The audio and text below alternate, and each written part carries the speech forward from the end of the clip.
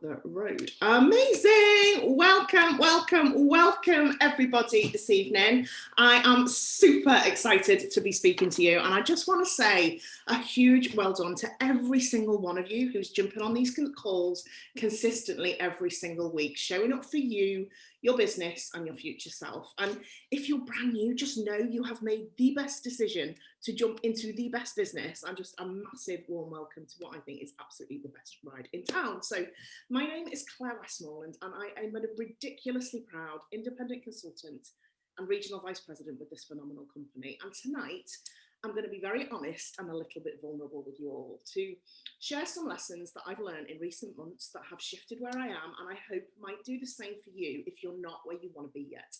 We still have 5 days left of this amazing month and all of the incentives and activators on offer, and so much more yet to come in the last 2 months of the year. And I'm just so excited to celebrate everything you're all achieving and absolutely what you can achieve when you make the decision to be in, no matter what. So this evening's training really is a training of two halves, as you're going to see. So no matter where you are right now, I really believe there's going to be something for you. So I have called this evening's training, you've got to know when to hold them and know when to fold them. So for those of you who know me well, you will know that my happy place is sat around a fire pit at our caravan in Wales with friends, a glass of something cold and white in my hand, singing and laughing, and one of my favourite songs to sing loudly and very badly is The Gambler by the late great Kenny Rogers. And I know we've got some country fans on the call, Ashley Ray. So if you have never heard this song, please humour me and go and listen to it after this call. And it's a song I was brought up on, but I never really appreciated the significance of the words in it until earlier this year. So I'm going to explain why. And it's about a gambler who meets an old pro on a train ride and he gives him some advice. And it's advice that we can all apply in life and in our businesses. And the chorus will read, because I will not sing it for you, don't worry. If you're going to play the Game Boy, you've got to learn to play it right. You've got to know when to hold them. You've got to know when to fold them. You've got to know when to walk away and know when to run. You never count your money when you're sitting at the table. There'll be time enough for counting when the dealing's done. So you might listen to those words and actually hear a message when it comes to Arbonne, and all of those messages are equally as relevant. So firstly, you might hear you've got to learn to play it right. You need to learn the skills of this business and keep it simple. Invest in yourself. Commit to becoming network marketing professionals. Our skills are so simple. The key is we need to learn them and we need to do them and we need to practice them.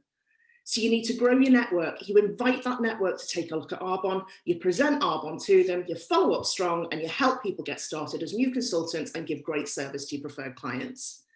So when we give people information to find out which of the 3 C's they are. Are they a consultant? Are they a client? Or are they a connector? But for me, there's also 3 other C's. We offer people our community, and we offer them confidence, and we offer them courage through the personal growth that we do. So it takes time and practice to refine those skills. How much time depends on your effort. So make sure you understand that. Know that you have to trust the process and need to commit to becoming the best network marketing professional you can be. So every day ask yourself, how can I be better today than I was yesterday? And a little bit of tough love from me here. Do not have the ego to think this business doesn't work if at the start you don't immediately have everybody replying to you and jumping on board as consultants and preferred clients. You need to learn your skills. You need to listen to your upline and learn from them. Remember why you started a business. You've got to move from that employee to entrepreneur mindset.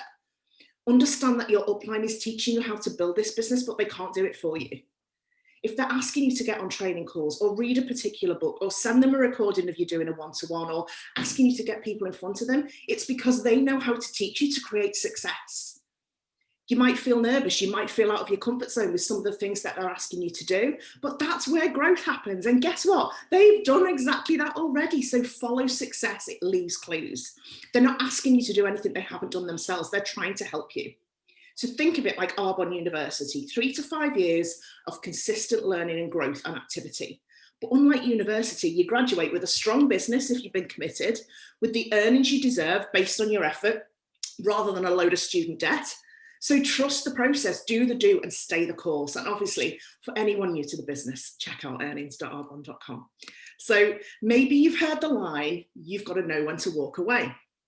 perhaps from the prospects who ghost you, the team members who've gone into witness protection. And I don't mean abandon people. We always love people for who they are and where they are, but know when and where to keep giving your energy.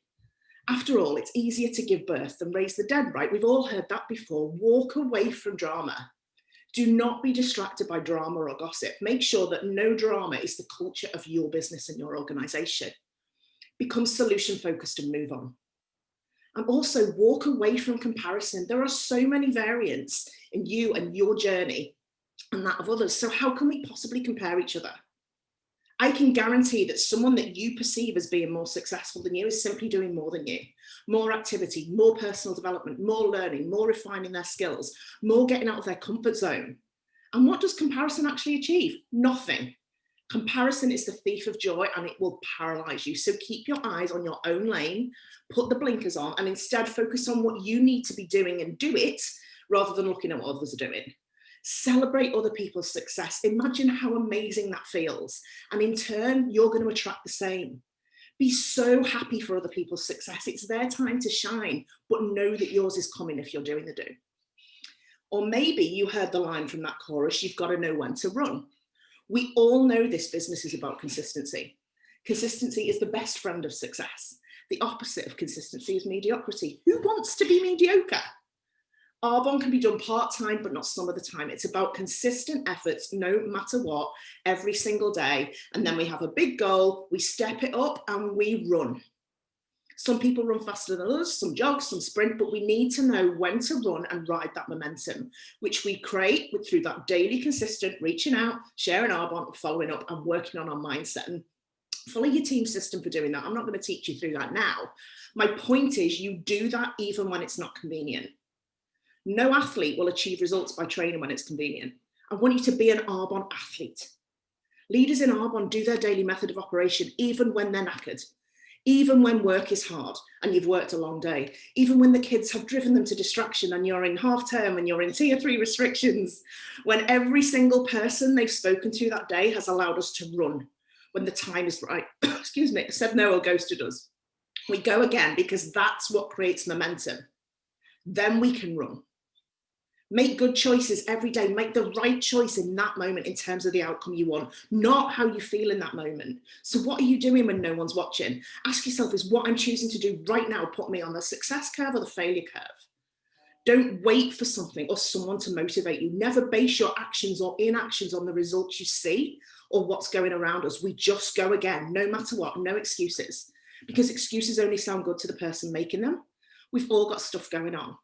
We're all busy in our own lives. We all have challenges. We all have things vying for our attention. And an excuse is just prioritizing something else at that moment in time. But if you want this business to impact your life, you have to lose the excuses. You have to flex the muscle of consistency, no matter what is vying for your attention. So if you truly believe Arbonne is the vehicle to take you from where you are now to where you want to be, is it in your top 3 priorities? If it's not, you need to shift your goal or you need to shift your priorities. And being in the top 3 doesn't mean it needs to be constantly on your mind or you need to be working at it constantly. It just means consistently, regardless of the distractions or the obstacles. A bit like Peter Kay and his hobnob dipping sketch. Again, if you've not seen it, go and Google it. Are you a rich tea biscuit that falls to bits when it gets dipped in a cup of tea, hot Arbonne tea, obviously, and you face an obstacle or you hear the word no or someone quits your business? Or are you that tougher hobnob? Dip me again, I am not breaking, I am strong, I will keep dunking again and again. And obviously, I would always recommend an Arbonne protein bar over a hobnob, okay? So, or do you hear the line, there'll be time enough for counting when the dealing's done? Who has ever looked at their QV and decided it's not going to happen, I'll just do it next month? You've counted up your QV, you've decided your goal isn't happening, you don't know where it's going to come from. We've got 5 days left of this month. Have you already decided to take your foot off the gas because of what your QV says right now? Guess what? If you base your actions on your QV, it's never going to happen for you. We either do the do in spite of, and we do the do until. Because we have to become vision-based. We're not like other people who base their decisions on what happens around them. We're vision casters, we're goal getters. If you decide it's not going to happen, guess what? It won't. But if you decide there is no time for counting QV till the dealing's done, your business will transform. Do the activity, look at your calendar for the next 5 days. If it's empty and nothing's written on it, then nothing will change. But you hold the pen, pick up your phone, get into activity, fill your calendar, and then count your QV and your enrollment numbers at midnight on Saturday. And speaking of enrollment, you should absolutely know that enrollment is the lifeblood to your businesses, yeah? That's when the counting should happen. Track your numbers, know your numbers, apply the law of averages. How many people are you connecting with, inviting, presenting to, following up with, and enrolling as PCs and ICs? If you don't know your numbers, that's why you are where you are in your business. We all need to be planning our activity in Arbonne each month. If you want to be enrolling 4 consultants each month, do you know how many people you need to reach out to be able to present and follow up with? What are your ratios and your numbers? Get counting and tracking this. Change my business. If you're not sure how, ask your upline. So all of those messages in the words of that chorus are really, really important. But what if you took something different from it, which is what I did? What if you saw it as a wake-up call in a much bigger way? So here's the second part of my training where I'm going to tell you a little story. So 2020 has been a strange, unexpected, surreal, eye-opening and challenging year for many of us. You have probably experienced every emotion you didn't even know you had inside you, good and bad. And I certainly have. You may have sailed through lockdown and the last 8 months with sky-high energy and completely unfazed by everything around you. And if that's you, that is amazing. You may have started off okay, but felt your energy dip as things changed around you and your normal life got stripped back. Or you may have been fine, then suddenly things weren't so fine and you didn't see it coming. I'm here to tell you that all of those are okay. Who could have predicted what this year would bring? And we all cope differently, even with all of our personal development in our toolbox, which I am so grateful for. The one thing this year has really shown me is when everything is stripped away, the travel, the parties, the get-together with friends, the shiny, happy stuff, what is left is us. And it's shone a great big spotlight on what's important and not as important in our lives. And it's certainly shown me the behaviours, the actions and the people that I needed to, in the words of Kenny Rogers, hold or fold. Quite simply, I had to face what was working and what wasn't because there weren't any distractions or places to hide anymore. So I'm going to be honest with you now. In June of this year, I became unwell. Initially physically with a virus, not COVID, and then out of nowhere, my mental health plummeted. And this is something I have been very open about struggling with previously, but I've actually been really well for 4 years. And it came back to bite me this year when I least expected it. And very few people know this happened. It stopped me in my tracks and I struggled for a little while. And it brought with it a wealth of emotions, from frustration to anger to guilt, to anxiety, to lack of self-worth, you name it. And some of you might be thinking right now, this isn't what we normally talk about on a weekly whip-in. It's normally high energy, high fives, positive, positive, positive. But guess what? Everything that has happened to me this year has been a positive. I just didn't see it straight away. So if any of this sounds familiar, I need you to listen up right now. Do not look at social media highlights reels if you're not in a great place and think you're the odd one out. We are in this together and we grow together because that's who we are and we are powerful together. This is our community and I'm going to share with you what I learned and why I now feel stronger and more fulfilled than ever, and I hope it helps you in some way, because this year, this crazy year of 2020, I truly believe has been sent to teach us lessons we needed to learn.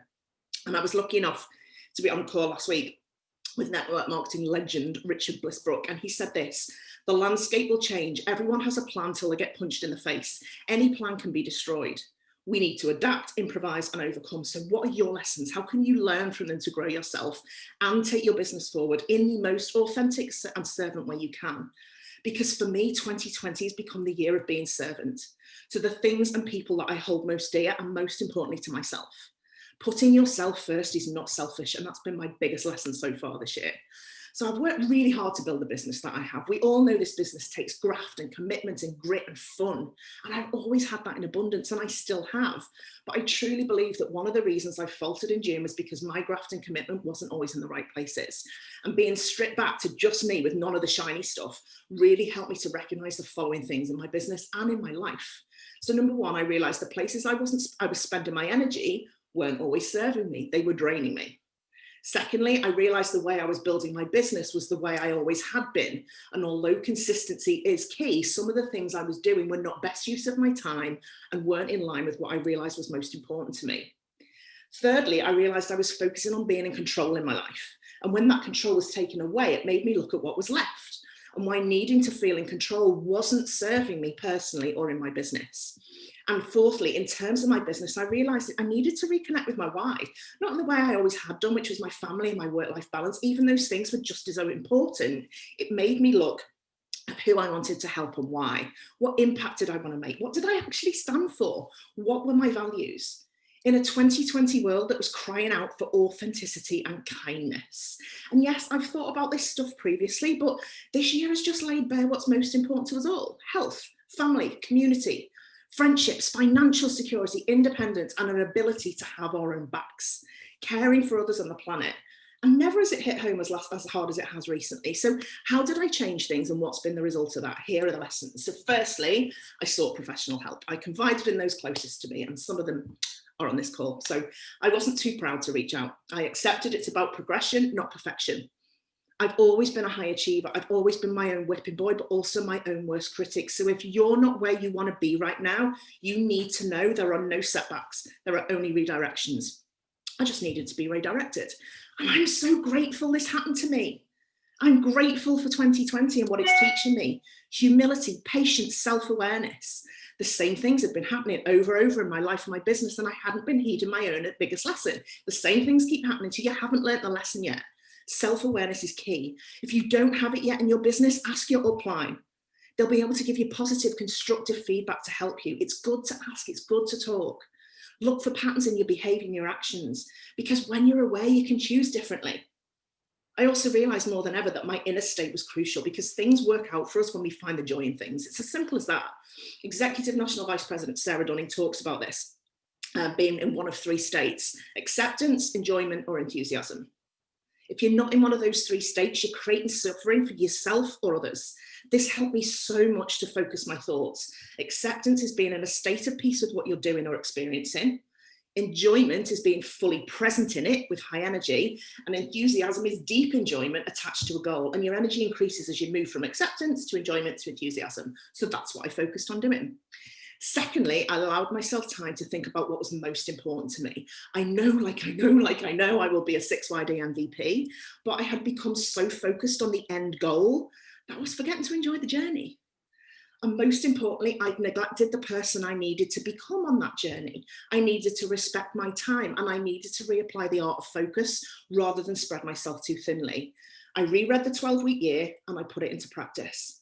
I decided what I wanted to create from September to November, and I created a daily system of focus work that I do every single day that is simple no matter what. And I focus like a ninja in that time. And then I put it away and I enjoy my kids. I get on my Echelon bike, we go for walks, we watch movies. And I do that guilt-free because my activity is done every day, regardless of the outcome. I have set times I answer messages and then my phone goes down. I am 100% present in Arbonne. I'm 100% present for my family, and I'm 100% present for me, because time is not refundable. Use it with intention. You owe that to the loved ones who are supporting you with Arbonne and to the people who are looking to you for guidance. I looked at where I was spending my energy and I realized I was just out of balance. And yet in this business, when we're going for big goals, we're going to be out of balance for a short period. That's a given. And it's crazy and it's fun. When we went region, my house literally looked like a bomb had gone off for 3 months. But I'm talking about the balance of where you apply your focus. I was doing things in my business because I always had done, because they were comfortable. I wasn't challenging myself. So have you ever heard someone say the thing you're avoiding in your business is the thing you actually need to be doing? That was me. So I stopped hiding behind what was comfortable and I started doing what was uncomfortable and shook myself up. Because the place where your greatest discomfort lies is the place where your greatest achievement lies. We sometimes just make up reasons why something that isn't working is working, not realizing if we just acknowledge it in the first place, it'd be so much easier to make a change and move forward. And by doing that, we feel better about ourselves. We can also become so immersed sometimes in doing the do and the normality of Arbonne, we forget to share and focus on the vision. We absolutely have to master the monotony, as MVP Lucy Superfox spoke about so brilliantly on a recent weekly whipping. We have to do the daily do, but we have to do that with vision and love and belief. So ask yourself now, do you do that? Or are you so focused on delivering the information and ticking off lists that you're not focusing on the bigger picture for yourself and for everyone you speak to? Vision is what we want, plus what we believe we deserve and are capable of. So paint that vision for everyone you speak to. Where's your attention going? Let me ask you this. Put your hand up now if you've ever felt stressed in your business. Everyone says no. People are quitting your business. Where will the QV come from? I'm not enrolling anyone as an IC or PC. What will people think of me? Will I ever be successful? Blah, blah, blah. Guess what the cure is for all of that? Activity. Focused activity in the right places, actual income producing activity, not thinking about Arbonne, not making shiny laminated inserts for product share bags, not organising folders or doing pretty posts on social media, actually speaking to people about Arbonne and finding out a way you can help them as one of the 3 C's. Getting in front of 40 people a month, simple, be the constant. If you're feeling anxious or frustrated in your business, it's usually because you're not doing something you need to be doing, or you're doing it the wrong way. Thoughts will make you feel more physically tired than anything else. And we don't earn money from thinking. And that is quite literally something for you to think about. Thirdly, I had to let go of control. The choke on your business is the skills and psychology of its leader. We need to release and surrender the outcome in this business. The only thing we can control is our personal activity and the culture we create. So despite all of my experience in this business, I'd lost sight of that for a little while. So if you're feeling like this, just put your independent consultant hat back on again. We're all independent consultants. Start from scratch. Listen to a DA from someone that inspires you. Have you ever listened to a DA and thought, oh my God, I want to enroll all over again? Imagine you are and go for it. Fourthly, I had to revisit why I was building a business. I had to figure out what happiness meant to me. Quite simply, when all the shiny stuff has been stripped away this year, what are you left with? Are you contented? And if not, what's missing? And how can Arbonne align with that? Aligning Arbonne with your true values is one of the most powerful things you can do. And that's what I did. Take time to know who you are, to know what you want, to know what you deserve, and don't settle for less. Who do you want to be? How would that make you feel to be that version of yourself, the real you? Don't live by someone else's values. Align your values with your purpose. And if they don't align, what needs to change? Be authentically, unapologetically you. Because if you're moved by your message will move the world. So why am I telling you all this? Firstly, because I am authentically, unapologetically me. Secondly, because I truly believe there is something in every journey or obstacle that could inspire someone else. And I really feel why I struggled this year, part of that was so I could use it to help others who might be in a similar situation. I truly believe we only get what we can handle. Change is the only constant, and never has that been more obvious than this year. We need to develop our mindset daily so we can deal with anything coming our way. And I cannot imagine what position I'd been in if I didn't have my toolbox of personal development to dip into. I cannot imagine what position I'd been in if I didn't have my Arbonne family around me, reminding me to focus on the positives rather than the lack, and just being a light at what was a very weird time. Never, ever underestimate the power of this community. Know that everyone can teach you something. Everyone can teach you, everything can teach you something. Every challenge brings an opportunity to learn a lesson. Choose to be better, not bitter. And thirdly, I tell you this story because it's never too late to make changes. It takes courage to accept you might need to make changes, but you can do it. And finally, you need to understand you never arrive in this business. Your business isn't defined by a title or a level or an amount of QV. It's defined by who you are, what you bring to others, the discipline you apply, the personal growth you go through, the message you have to share with others, and most importantly, why. Setbacks are set up for you to step up. The comeback is always stronger than the setback. The days that break us are the days that make us. To have more than you've got, you need to become more than you are, and our lives will only improve when we take chances. The first and most difficult risk we can take is just to be honest with ourselves. So if you're going to become more successful, you have to get out of denial and face what isn't working in your life. Successful people will face these things. They heed the warning signs. They take appropriate action, no matter how uncomfortable or challenging it might be. They are committed to finding out why things aren't going the way they'd like and fixing them, than making excuses, defending their position or maintaining their ignorance. We can only ever be in justification, blaming, or growth. Which are you in? If you're justifying or blaming, you're not growing. If you're in denial about which state you're in, you're not growing. Acknowledge and accept. And if you want to change your state, take the steps you need to do to make the change. If you choose not to change your state, you need to accept you're not going to grow to where you need to be or want to be in life and in business. So develop the habit of awareness. Change your inner critic to your inner biggest cheerleader. And if a thought isn't serving you, stop it and choose another. What do we do in the Armfield success line? We pivot. So we have 2 months left of this year. We can't control what's happened this year, but we can control our response. We may not be able to meet face to face. Events have gone virtual. The stuff that we enjoy so much in Arbonne hasn't been able to happen like it usually does. But how we respond to that will determine how we move forward. What we focus on grows.